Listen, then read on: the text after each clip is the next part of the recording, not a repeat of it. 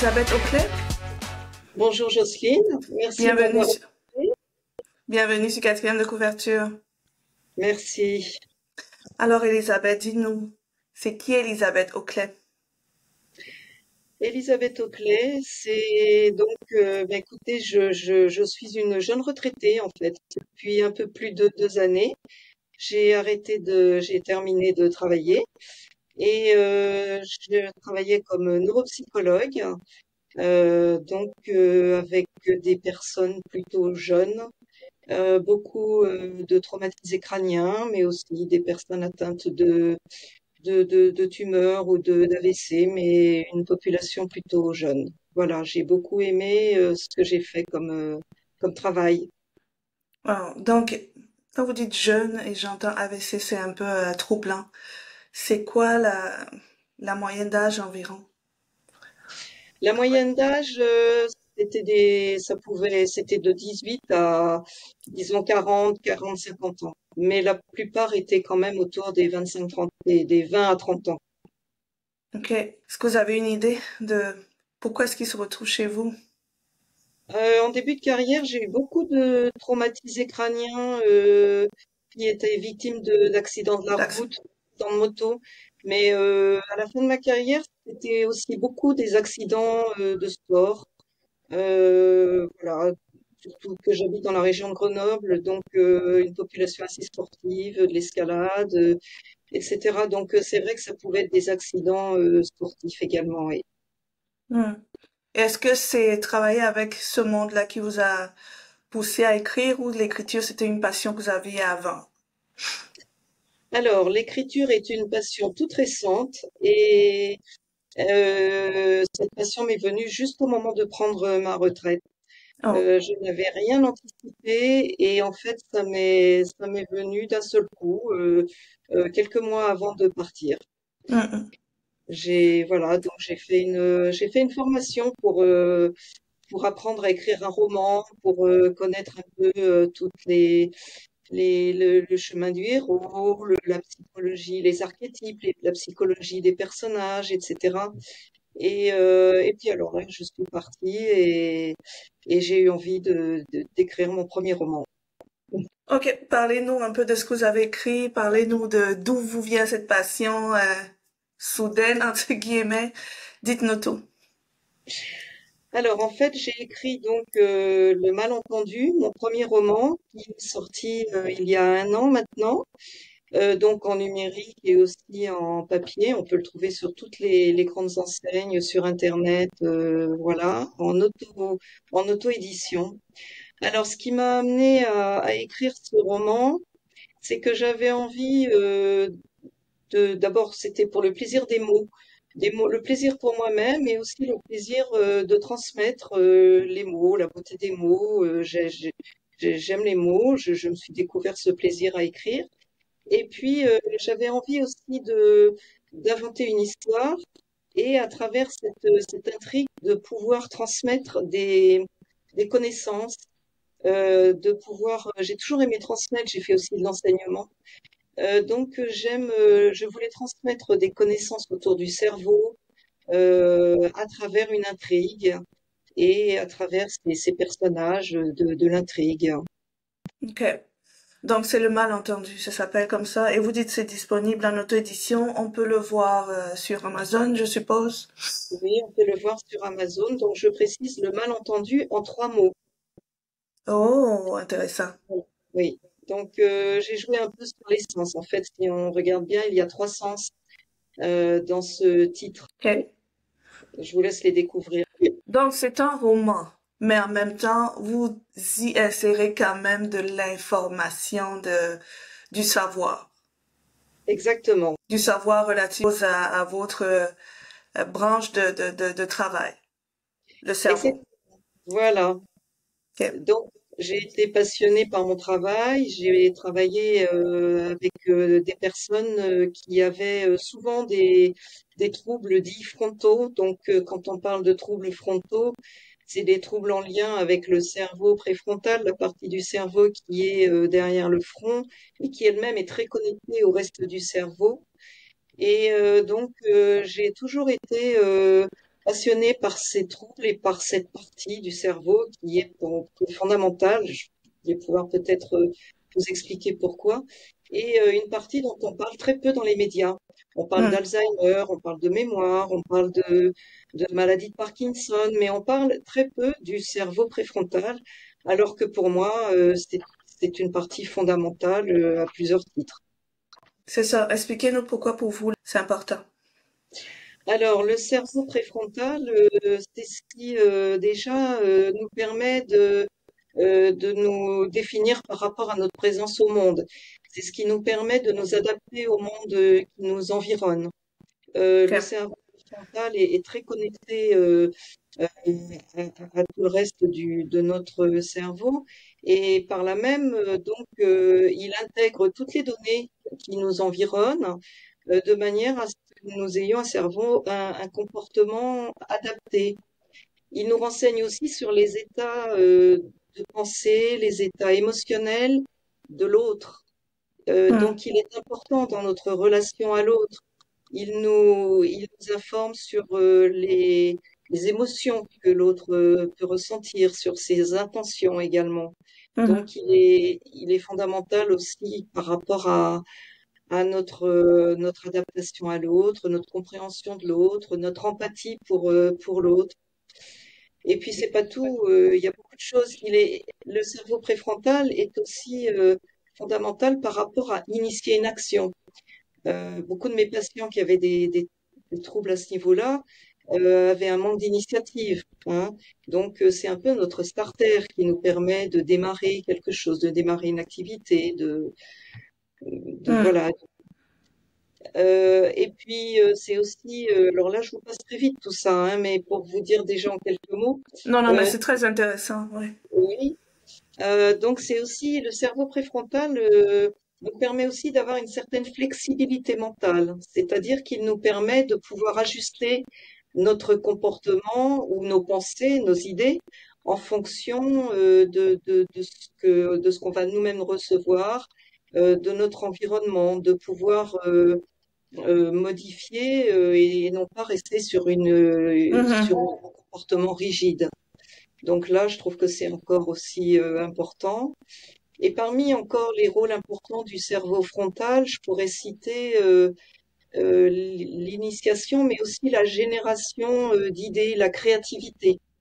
Ok. Donc par là, le cerveau frontal, vous voyez comment il peut être aussi important dans l'art, dans la créativité, Hmm. dans l'invention, voilà.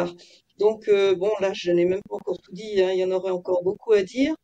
Mais peut-être que dans mon livre et dans mes livres, parce que j'en ai écrit aussi un deuxième, on va peut-être en parler un petit peu, Ouais. euh, autour de ça que ce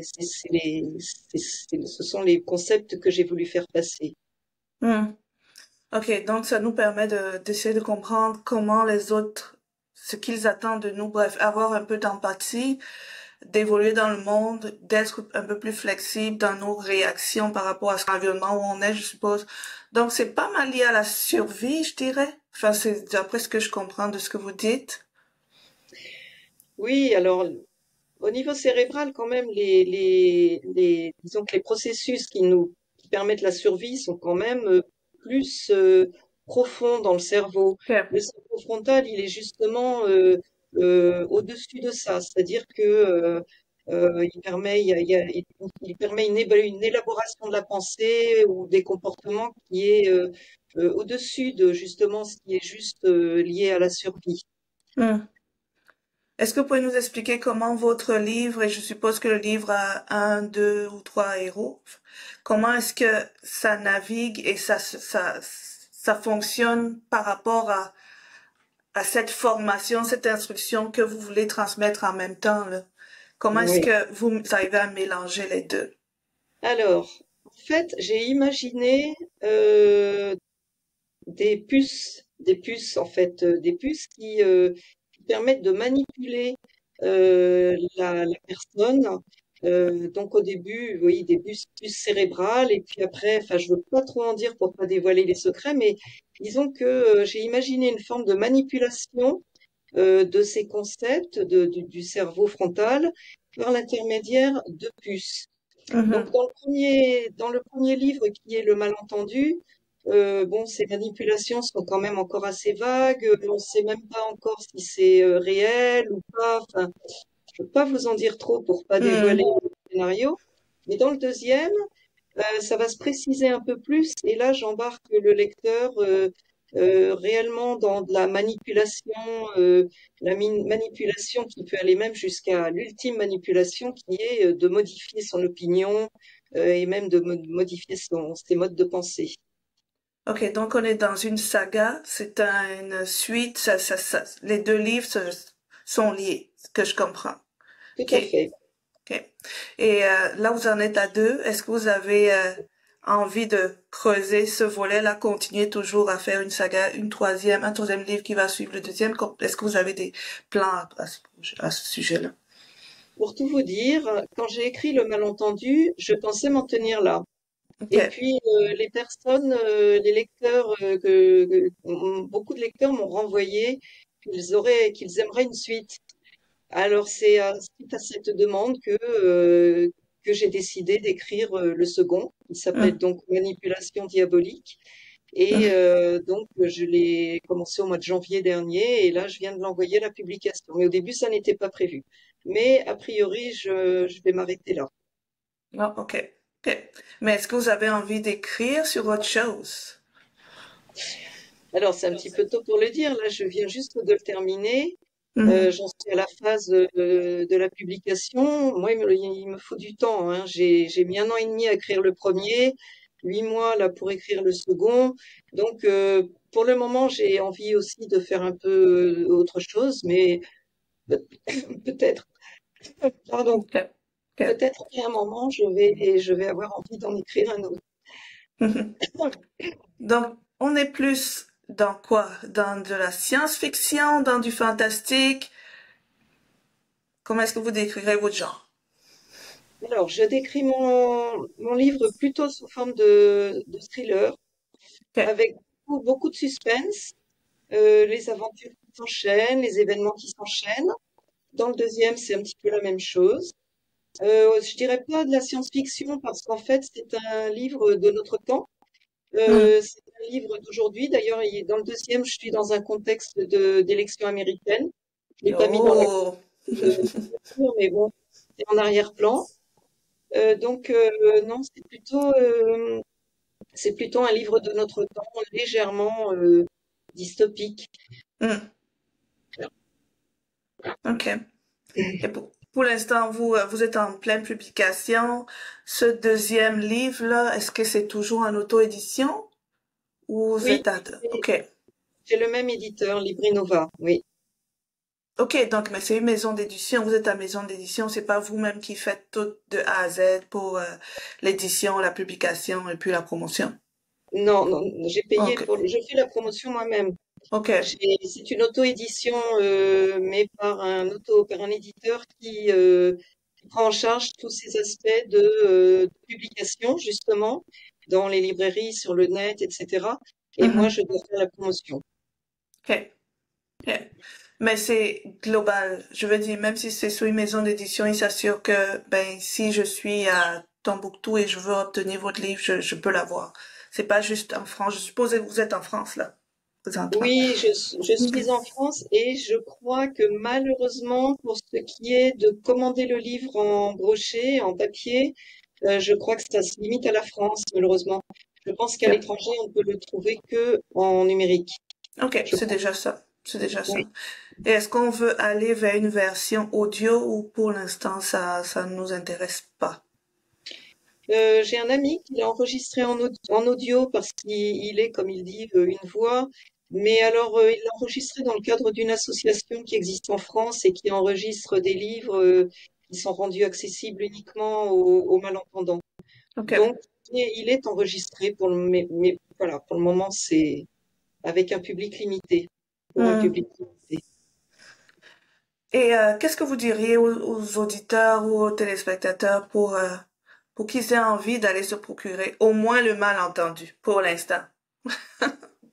Alors, en fait, les retours qui me sont parvenus du malentendu, c'est que c'est un livre qui est facile à lire, qui est plutôt agréable à lire. J'ai des bonnes notes dans les commentaires. Et malgré le fait que j'aborde des thèmes un petit peu complexes, parce que je parle donc des aspects cérébraux, enfin du cerveau, je parle aussi des réseaux sociaux, j'aborde donc l'intelligence artificielle aussi, mais tout le monde me renvoie qu'il est facile à lire. Hmm. Alors donc les gens ont pris du plaisir à le lire. Alors par exemple, je vais vous donner un exemple. J'ai un ami qui a lu le livre cet été et ce qui m'a fait très plaisir, c'est que cet ami n'avait jamais lu quasiment de livre, il ne lit pas. Et il me dit que depuis qu'il a lu mon livre, qu'il a beaucoup aimé, pendant l'été, il a lu 4 autres livres. Donc Wow. ça, c'est le meilleur compliment qu'on puisse me faire. Ouais, effectivement. Elisabeth, oublions un peu le malentendu, oublions, j'ai pas entendu le titre du nouveau livre. Alors le nouveau va s'appeler Manipulation diabolique. Et dedans, Manipulation du... Ok. le IA ressort. Oh, intéressant, intéressant. Ok, donc, ça, on va se dire, ce sont des romans, même si je suppose que vous avez eu beaucoup de ce que vous avez étudié, de votre perception de ce qui se passe, il y a justement, etc. Mais vous, personnellement, comment est-ce que vous vous sentez par rapport à l'environnement dans lequel on est en train d'évoluer présentement?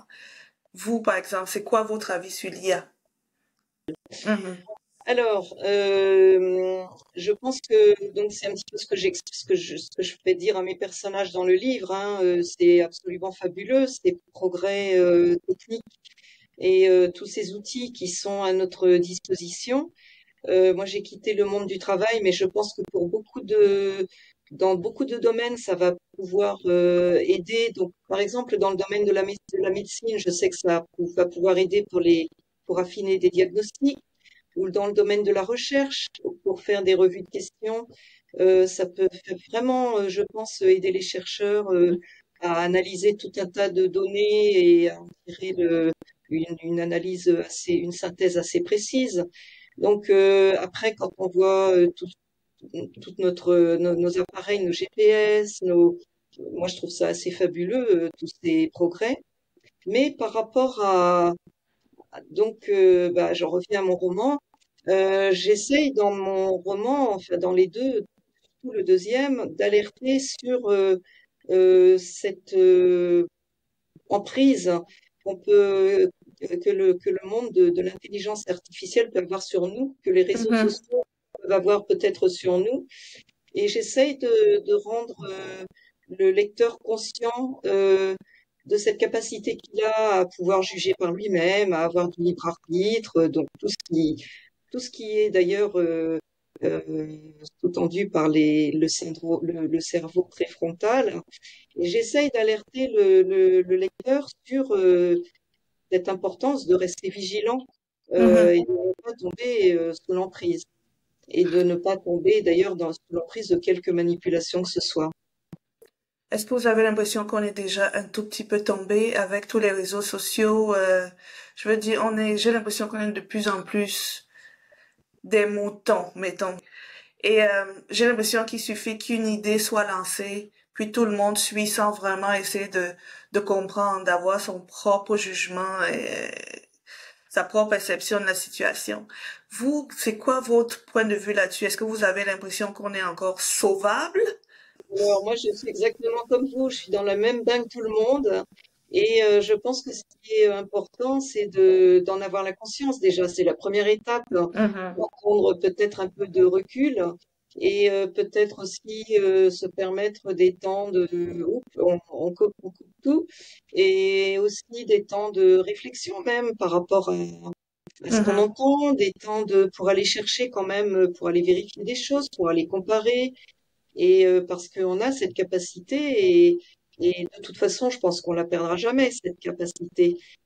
Mais effectivement, il faut aussi apprendre certainement dans le cadre de l'éducation chez les jeunes à développer ça, à prendre conscience de ces possibilités-là. Au-delà de vouloir transmettre cette information, de naviguer dans l'utilisation des mots, parce que vous avez de la passion des mots, il y a quand même un petit signal d'alerte que vous essayez de tirer pour que Oui, tout à fait. Il y a des messages. Alors, dans mes livres, il y a quand même, j'ai voulu, alors, il y a ces messages, effectivement, mais je voudrais pas que le lecteur, ça fasse trop peur au lecteur. Ouais, ouais, ouais.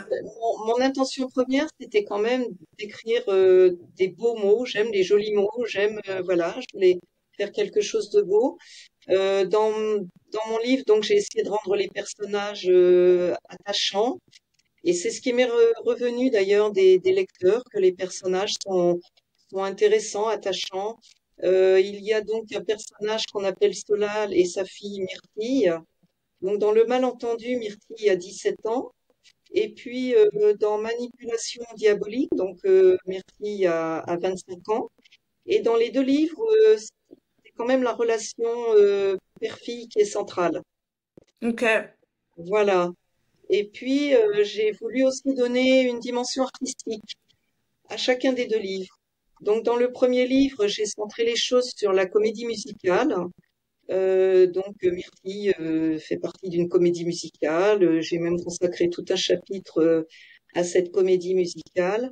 Et dans le deuxième livre, j'ai abordé Caravage, un peintre du XVIe siècle qui va semer le trouble chez Solal. Donc, il y a aussi toute une histoire autour de Caravage. Enfin, je ne veux pas en dire plus pour ne pas dévoiler. Mais voilà, j'ai Mhm. voulu qu'il y ait des belles choses aussi dans mes deux livres. C'est quoi la raison principale pourquoi les livres sont plus basés sur la relation père-fille? Est-ce que c'est en relation un tout petit peu avec votre vécu ou c'est complètement imaginaire? Est-ce que... Non, c'est Ok. complètement imaginaire.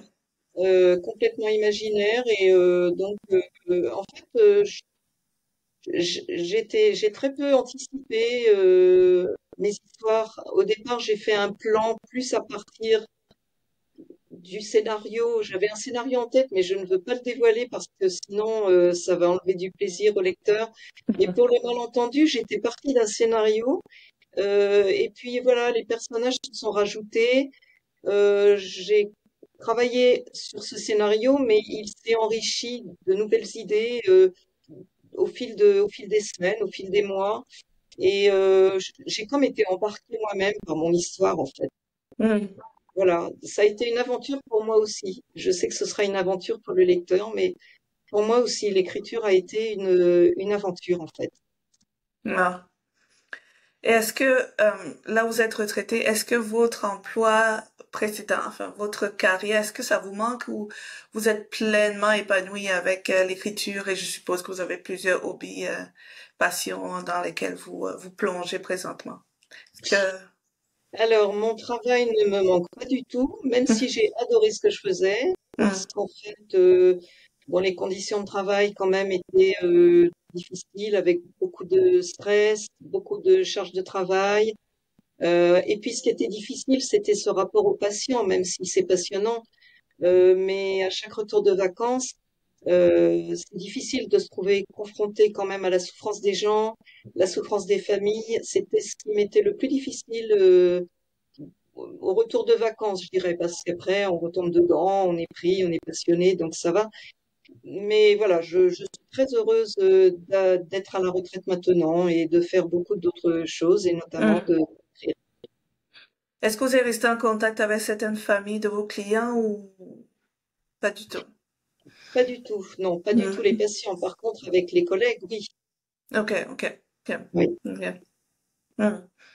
Est-ce que vous avez eu des cas de totale rémission, des jeunes qui viennent avec vous voir après un accident, puis vous avez à travailler avec eux et finalement, ben, ils retrouvent toutes leurs facultés initiales ou...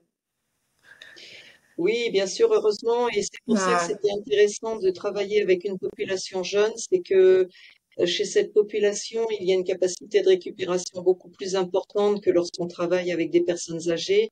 Et Hum, donc, c'est aussi ça qui me plaisait, qui était gratifiant, c'était de voir, d'observer les progrès et les capacités aussi de réinsertion sociale, voire même parfois professionnelle, même si hum. c'était pas à tous les coups.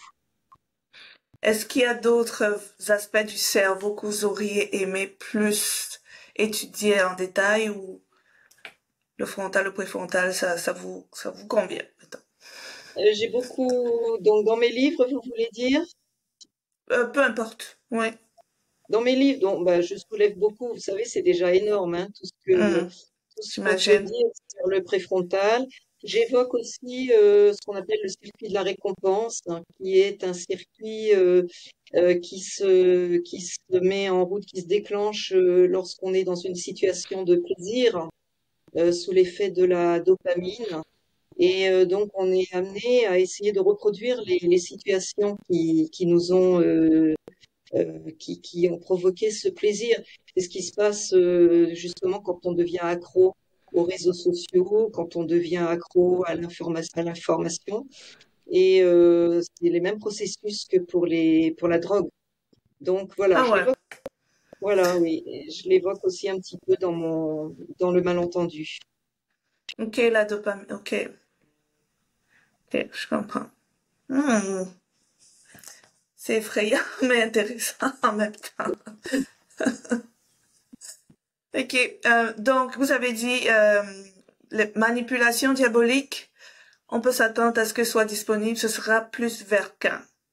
Est-ce que vous avez des dates? En numérique, ça devrait être assez rapide. Je pense que ça devrait, et peut-être d'ici une quinzaine de jours, je pense qu'il sera disponible en numérique et peut-être même avant. Et pour la version brochée, je pense qu'il faut attendre environ un mois et demi à 2 mois.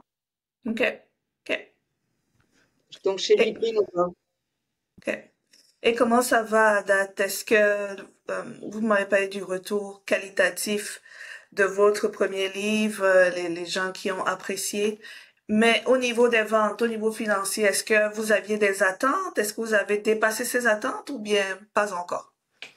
Alors, je n'avais aucune attente. C'était un Hmm. peu, j'ai fait ça vraiment pour me faire plaisir avant tout. Ouais.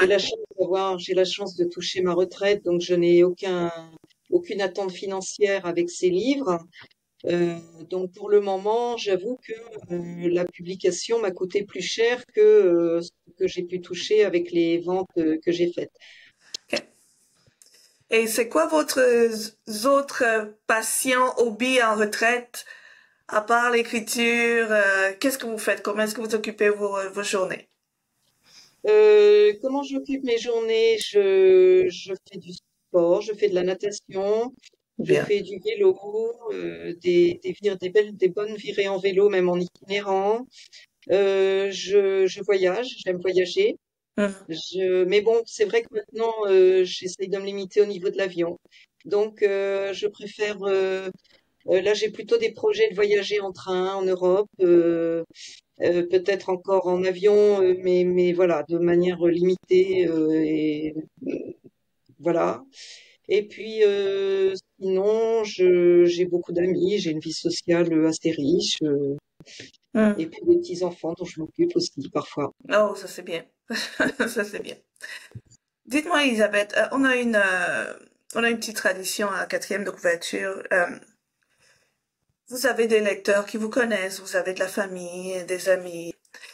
Est-ce qu'il y a quelque chose qui serait surpris d'apprendre de vous, qui ne connaissent pas forcément? Un petit détail cocasse, une petite histoire rigolote, quelque chose qui serait... Oh, Elisabeth, je m'y attendais pas, ça. Euh, Comme ça, je vois pas.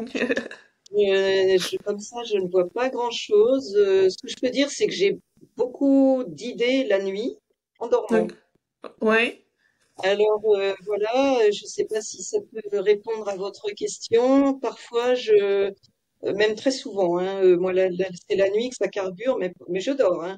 ouais, Et ouais, ouais, dans un demi-sommeil, à l'endormissement, au réveil, les idées viennent. Et alors exact. là, je les enregistre, je les note. Euh, et donc, sans faire de bruit. Et, et si je ne le fais pas, le lendemain matin, je n'en ai aucun souvenir. Exact. Moi aussi, c'est la même chose. On dirait que Oui, j'ai de la solution à tout pendant mon sommeil, là. Il oui, suffit oui. que je m'endorme avec une question, ça cogite, et puis oui, effectivement, si je m'en rappelle juste au réveil, mais une seconde plus tard, si je l'ai pas noté, c'est fini. Ouais, comme les rêves. Ouais. Exact. Intéressant, oui. Et, C'est drôle.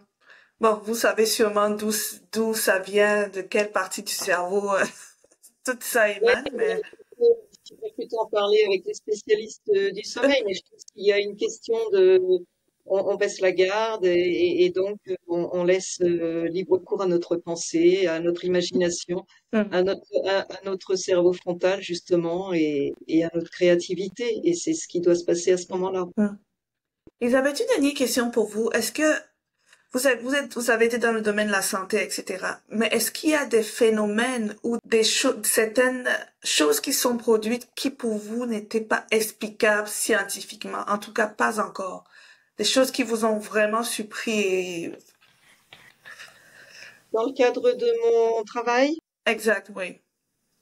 a priori, non, ce que j'ai vu, c'était toujours explicable. Hmm. Euh, Moi, je n'ai jamais eu de